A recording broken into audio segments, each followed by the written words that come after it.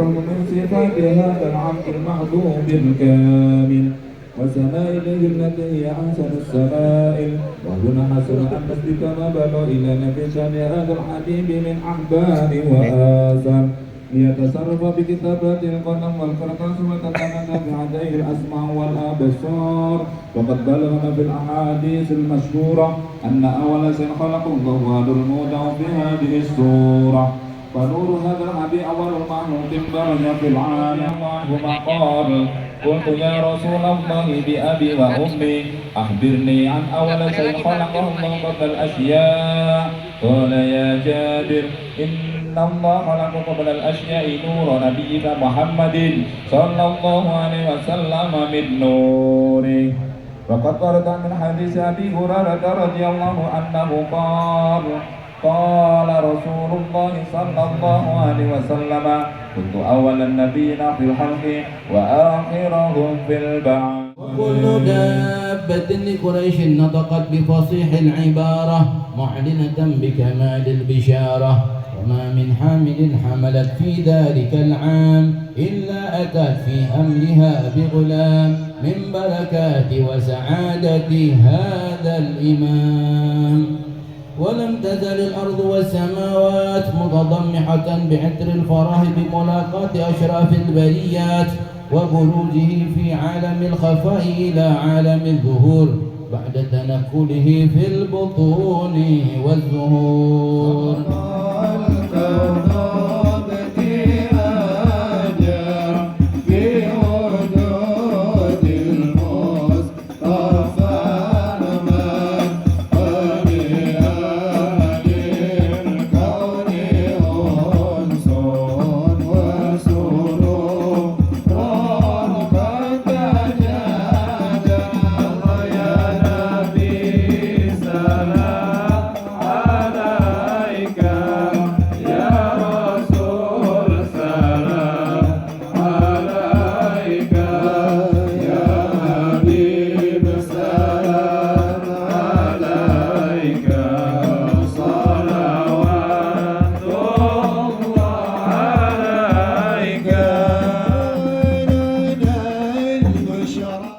ingin memberikan kesempatan untuk bisa hadir di acara hari ini, meluangkan waktunya pada hari ini,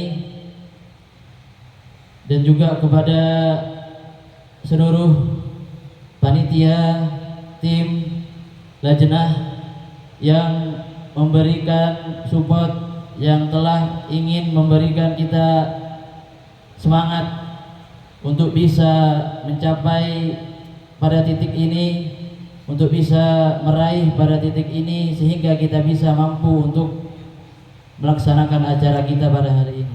Assalamualaikum warahmatullahi ta'ala wabarakatuh.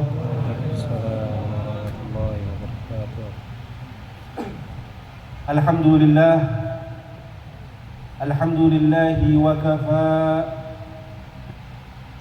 huwa ar-rabbul ladzi شرفنا وكرمنا بنبيه المصطفى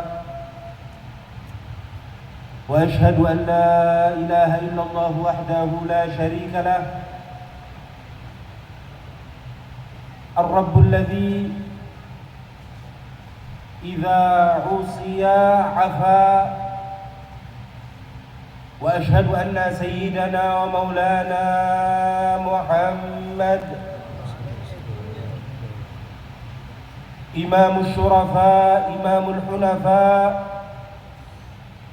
اللهم صل وسلم وبارك وكرم ومجد وعظم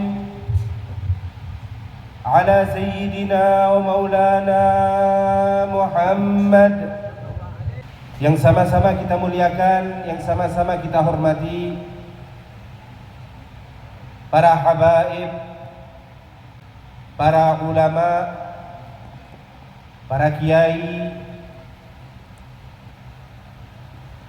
yang mudah-mudahan Allah Subhanahu wa ta'ala panjangkan umur beliau-beliau dalam keadaan sehat walafiat. Allah mudahkan urusan-urusan beliau, amin ya rabbal alamin.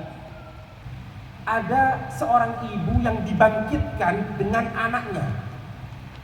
karena dia meninggal waktu melahirkan. Jadi kelak akan dibangkitkan dengan anak yang dilahirkan tersebut. Maka ibu tadi ketika sudah hampir tenggelam karena keringatnya tadi itu, apa yang dia lakukan? Dia menjadikan bayi yang dia gendong anaknya sendiri tadi menjadi pijakan. Dia letakkan di bawah, dia injak supaya dia dapat bernafas tidak tenggelam karena keringat. Coba dibayangkan, kalau di dunia ini mungkin ibu akan berkorban. Ibu rela mati demi anaknya. Nggak apa-apa, nggak makan, yang penting anak makan. Tapi di akhirat kelak itu semua tidak ada. Maka siapa yang mampu menolong, siapa yang mampu memberi syafaat? Rasulullah sudah memberikan bocoran bahwa kelak yang mampu menolong kita, yang pertama adalah golongan para nabi, para rasul. Ini yang akan menolong kita. Lalu kemudian golongan yang kedua, Rasulullah mengatakan para ulama, para alim, para ustadz yang selalu membimbing kita. Mereka kelak tidak Allah perkenankan masuk ke dalam surga terlebih dahulu sampai mereka itu menyelamatkan orang-orang yang mereka kenal. Karena itu selalu dekat dengan ulama, selalu dekat dengan kiai, para ustadz. Ini keuntungannya bukan untuk mereka, tapi keuntungannya untuk kita kelak. Harapan kita mudah-mudahan kelak di akhirat kita termasuk orang yang ditolong oleh mereka-mereka. Amin ya rabbal alamin. Karena itu keuntungan hadir di majelis seperti ini adalah dengan mereka para alim kenal dengan kita, mengetahui kita, sehingga insya Allah mereka akan memberikan pertolongan. Bahkan Rasulullah mendahulukan para ulama sebelum para syuhada. Golongan yang ketiga baru orang-orang yang mati syahid. Orang-orang yang mati syahid di dalam jalan Allah untuk meninggikan kalimat Allah. Mereka rela untuk mempertaruhkan nyawanya, mereka terbunuh. Ini golongan kaum syahid. Golongan yang mungkin sekarang tidak dapat kita dapati. Akan tetapi golongan itu ternyata dibawa para ulama. Bahkan Rasulullah pun pernah menyatakan yuzanu madadul ulama bidima'i syuhada, kelak akan ditimbang tinta yang ditorehkan oleh para ulama, catatan-catatan hikmah yang pernah diungkapkan oleh para ustadz, para kiai, para ulama, kelak nanti akan disatukan. Lalu kemudian akan ditimbang, dibandingkan dengan darah yang dicucurkan oleh orang yang mati syahid. Maka ternyata yang menang Raja Hamadadul Ulama. Ternyata yang menang, yang unggul adalah tinta atau kalimat-kalimat yang diucapkan oleh para ulama. Maka alhamdulillah di pagi ini yang menjelang siang ini, alhamdulillah kita dapat dikumpulkan oleh Allah Subhanahu wa taala bersama orang-orang saleh, para ulama kita, untuk memperingati haul daripada seorang figur yang saleh yang tidak lain juga ulama juga. Maka harapan kita mudah-mudahan kita, anak-anak kita, keturunan kita, semuanya dijadikan orang-orang yang saleh insyaallah. Amin ya rabbal alamin. Hadirin rahimakumullah. Duduknya kita pada pagi hari ini tidak lain dan tidak bukan, yang pertama, untuk menunjukkan rasa syukur kita kepada Allah Subhanahu wa taala. Karena syukur ini merupakan suatu keharusan. Syukur ini merupakan suatu kewajiban. Bahkan Allah Subhanahu wa taala menyatakan, siapa orang yang mensyukuri nikmat, maka Allah Subhanahu wa taala akan menambah nikmat tersebut. La in syakartum la azidannakum. Kalau kalian pandai bersyukur, akan aku tambah kuatkan nikmat tersebut. Akan tetapi orang yang tidak pandai bersyukur, Allah sudah wanti-wanti, hati-hati. Wala in kafartum inna adzabi lasyadid. Kalau kalian tidak pandai mensyukuri nikmatku, maka hati-hati, sungguhnya azabku amatlah pedih. Di sini kita mengetahui bahwa mensyukuri nikmat itu merupakan suatu keharusan. Mensyukuri nikmat itu merupakan suatu kesadaran dari seorang hamba bahwasanya dia tidak memiliki apa-apa. La haula wala quwwata illa billah. Kita nggak mampu melakukan apapun daripada ketaatan. Kita nggak mampu melakukan, menjauhi apapun daripada kemaksiatan. Kelihatannya gampang melangkahkan kaki dari rumah ke tempat ini. Akan tetapi ketahuilah, Kalau bukan karena hidayah Allah, nggak mungkin kita berkumpul di tempat ini. Artinya dengan bersyukur kepada Allah, kita sudah sadar, ya Allah, sesungguhnya apapun yang kami upayakan tidak lain dan tidak bukan semuanya karena hidayah-Mu, karena nikmat-Mu. Ini adalah bentuk syukur seorang hamba kepada Allah Subhanahu wa Ta'ala. Aku meratapi akan hubunganku dengan Engkau. Kalau sekarang aku di dunia, alhamdulillah mampu melihat Engkau. Engkau pergi sedikit dalam peperangan ketika aku ngubur, aku sudah merasa susah ya Rasulullah.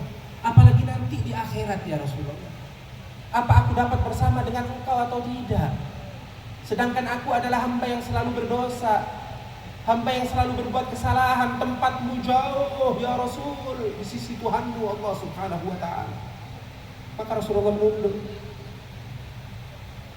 Rasulullah menunduk seraya memikirkan akan apa yang disampaikan oleh sahabat tersebut. Lalu kemudian turun malaikat Jibril membawa wahyu kepada Rasul sallallahu alaihi wasallam. Kabar gembira untuk kita semua. Malaikat Jibril membawa wahyu Allah Subhanahu wa Ta'ala, qala wa man yuti'illaha war rasul fa ulaika ma'al ladzina an'ama Allahu 'alaihim minan nabiyyin was-siddiqin wasyuhada was-salihin wa hasuna ulaika rafiqa. Ternyata orang yang semaksimal mungkin dia berusaha untuk taat, patuh kepada Allah, patuh kepada Rasulullah, maka janji Allah mereka akan dikumpulkan dengan golongan-golongan yang luar biasa. Ini juga termasuk orang tua. Wa abuka alladzi zawwajaka bi bintih. Kemudian ayah mertuamu yang menikahkan kamu dengan putrinya. Artinya ternyata orang tua kita tidak terbatas kepada ayah kita, ibu kita yang merupakan sabab daripada wujudnya jasmani kita di muka bumi ini. Ternyata di antara orang tua kita adalah guru-guru kita, baik itu guru secara langsung ataupun guru yang mengajari ilmu kepada guru-guru kita terus sampai kepada Rasul sallallahu alaihi wasallam. Mereka semua merupakan guru-guru kita. Artinya kalau kita sekarang mendoakan Sayyid Muhammad bin Alawi Al-Maliki, kita berusaha untuk mendoakan guru-guru kita Al-Habib Muhammad Haidar bin Syihab, Habib Taufik Aqil Segaf, Habib Syakir Al-Habsyi dan guru-guru kita yang lain, kiai-kiai kita yang lain. Artinya sebetulnya kita sedang berusaha, ya Allah, jadikan aku anak yang soleh, ya Allah. Jadikan aku orang yang soleh, yang mana telah Engkau katakan bahwasanya surga tidaklah Engkau tetapkan kecuali hanya untuk orang-orang yang soleh. Maka ya Allah, dengan usahaku untuk mendoakan kepada orang tuaku ya Allah, jadikan aku merupakan hamba-hambamu yang soleh. Amin ya Rabbal. Di sini pentingnya kita menghadiri acara yang seperti ini, majlis haul ini penting, akan menggugah bagaimana semangat kita untuk dapat meniru sahibul haul. Coba kita lihat bagaimana manaqib daripada Buya Sayyid Muhammad Alawi Al-Maliki tadi. Luar biasa. Hidupnya untuk ilmu karena beliau tahu nggak ada sesuatu yang lebih istimewa dari ilmu, nggak ada. Ilmu yang akan tetap dengan kita. Sekalipun kita telah wafat, harta akan meninggalkan kita. Saudara, keluarga, istri akan meninggalkan kita. Belum tentu ingat dengan kita setiap malam Jumat membacakan tahlil. Berapa banyak anak-anak sekarang yang lupa dengan orang tuanya, hanya memperebutkan harta warisnya saja, wala'iyadzubillah. Tapi coba lihat, ilmu akan menemani kita di alam kubur kita. Ilmu akan selalu bersama kita. Karena itu Sayyid Muhammad bin Alawi Al-Maliki, beliau hanya mengedepankan ilmu lebih daripada yang lain. Coba lihat, beliau menuntut ilmu bukan hanya di kota beliau sendiri di Makkah. Beliau ke Madinah, beliau ke Syam, beliau ke Hijaz, bahkan keluar daripada Al-Hijaz. Beliau belajar ilmu di Mesir, sebagaimana dikatakan tadi oleh guru kita, sampai mendapatkan predikat pangkat yang luar biasa di Mesir. Gak cukup di situ, beliau ke India, beliau ke Pakistan, beliau mengambil sanad ilmu hadis di situ. Guru beliau banyak di sana, di Lucknow, di tempat-tempat. An-Nadawi itu termasuk lakab daripada beliau, Sayyid Muhammad bin Alawi Al-Maliki. Bahkan beliau menuntut ilmu ke negeri kita, ke Indonesia. Beliau datang ke Indonesia belajar daripada guru-guru mulia seperti Al-Habib Muhammad bin Ahmad Al-Haddad, Sahib Al-Hawi, Al-Habib Muhammad bin Ali bin Abdurrahman Al-Habsyi sahib Kuitang, Al-Habib Salim bin Ahmad bin Jindan. Ini mereka termasuk guru-guru daripada Sayyid Muhammad bin Alawi Al-Maliki. Bukan beliau temui di Makkah, bukan. Tapi Sayyid Muhammad mengerahkan waktu beliau, harta beliau untuk menuntut ilmu sampai ke Indonesia, sampai ke Malaysia, sampai ke Thailand, ke Patani. Coba lihat bagaimana pengorbanan ilmu, pengorbanan beliau terhadap ilmu syariat Nabi Muhammad SAW. Karena beliau sadar akan keistimewaan ilmu. Sampai-sampai Allah Subhanahu wa Ta'ala tidak pernah memerintahkan kekasihnya Nabi Muhammad SAW untuk meminta tambahan perbendaharaan kecuali akan ilmu.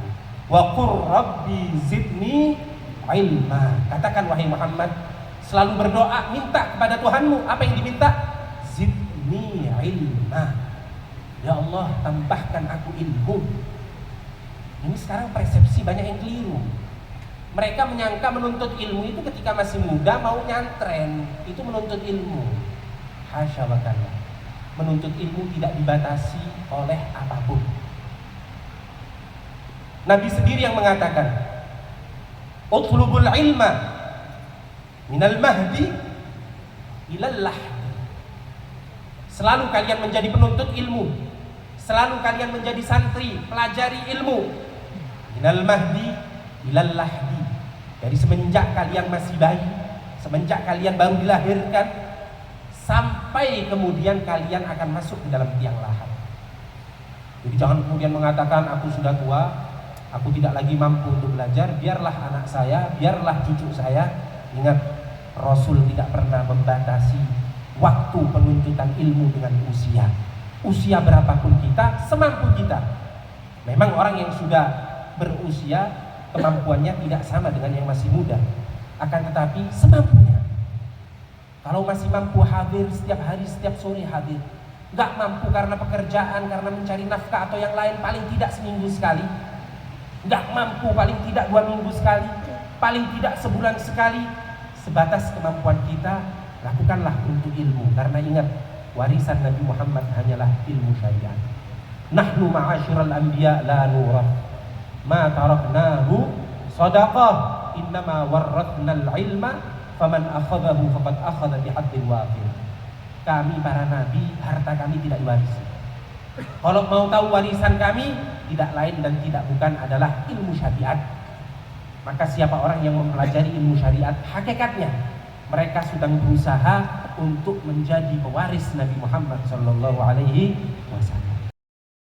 طرحنا الحمول رجينا منه المواهب والرضا والقبول. الله الله يا الله من الحي يا ربنا انظر إلينا واستمع ما نقول واقبل دعانا فإن تحت بابك نزول. الله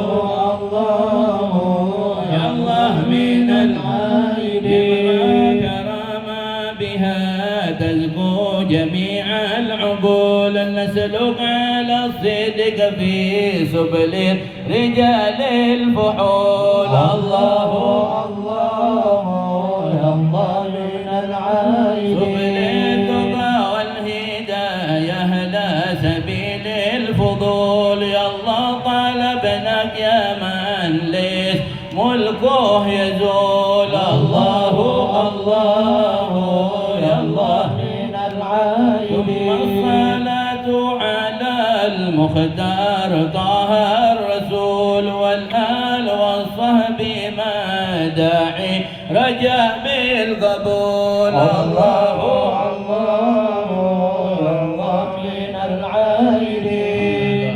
Kami minta kepada para asatidz, para tuan guru untuk ke atas. Jadi di atas sudah disiapkan hidangannya. Yang lain silakan dibentuk halago, satu halago 4 orang sambil diiringi qasidah hadrah. Fadhal. Sallu ala nabi. Ya